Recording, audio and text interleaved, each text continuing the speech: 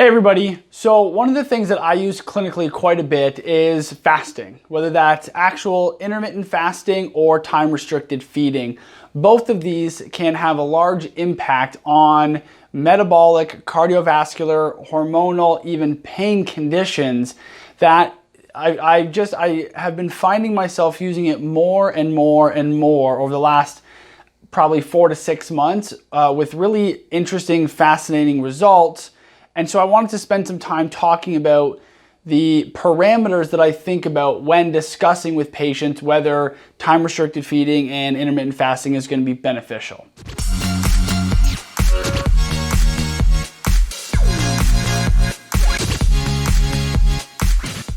So the first thing is the way that I define these terms might be a little different than some people define it.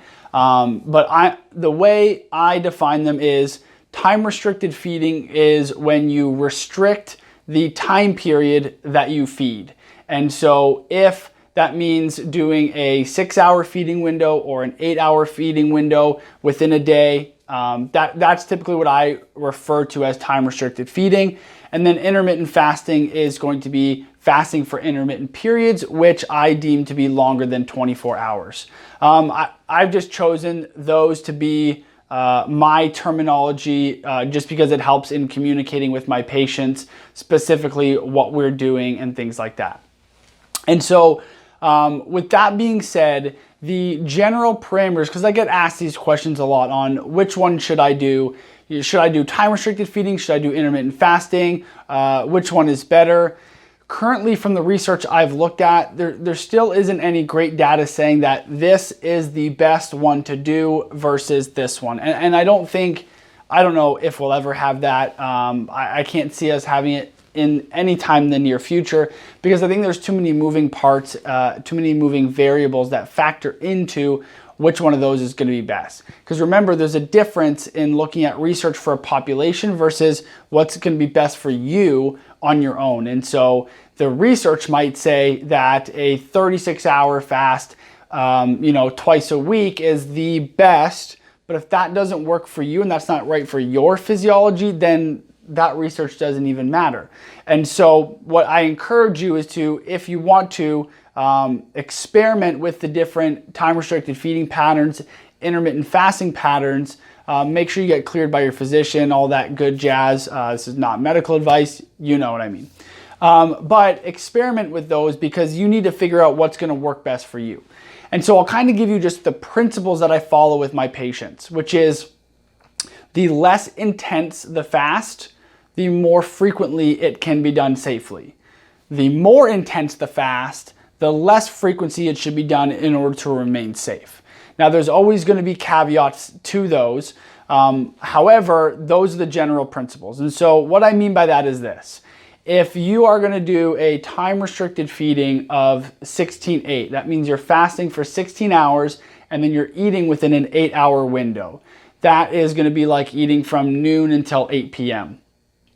That is not as intense of a 24-hour fast, a 36-hour fast, a 5-day fast, and so it can be done a lot more frequently. And so commonly with my patients, if we're doing 16-8 or 18-6 or even 24, we're doing those daily. Sometimes they'll have a day off here and there based on scheduling and that kind of stuff, but the intensity of that fast is not so intense that we have to spread it out over a set period of time.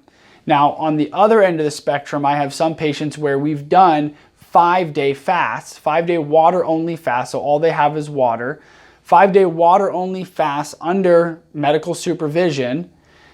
That is an extreme fast. I know there's more extreme fasts that can be done, but in the range of fasting, a 5-day fast is considered pretty extreme.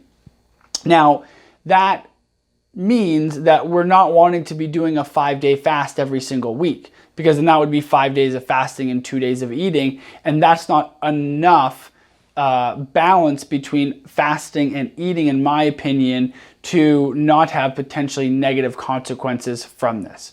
And so typically with the 5-day fast, most of my patients are really only doing this once a quarter at the soonest. Now, I've had patients where we do 3-day fasts, and most of the time if we're going to do a 3-day fast, it's usually every 2 to 3 weeks.